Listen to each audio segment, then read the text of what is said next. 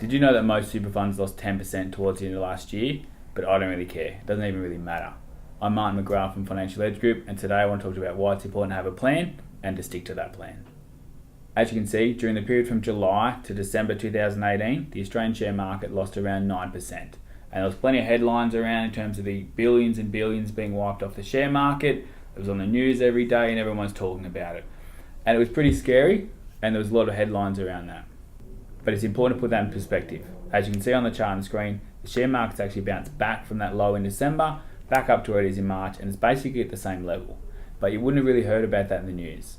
The papers and the news articles don't write about that good news because only the bad news sells. When the share market puts on billions of dollars in a day, no one wants to read those articles because it's good news, and so therefore they don't push them and promote them.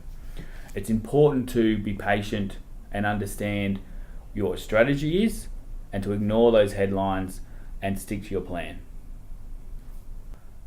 And because if we look back even further, all the way back to 2016, you'll see that the market's had a really good run. And back from 2016 to where it is now, it's actually up 24%. Even with that loss of 10% for that 6 months of last year, the market's well ahead of where it was.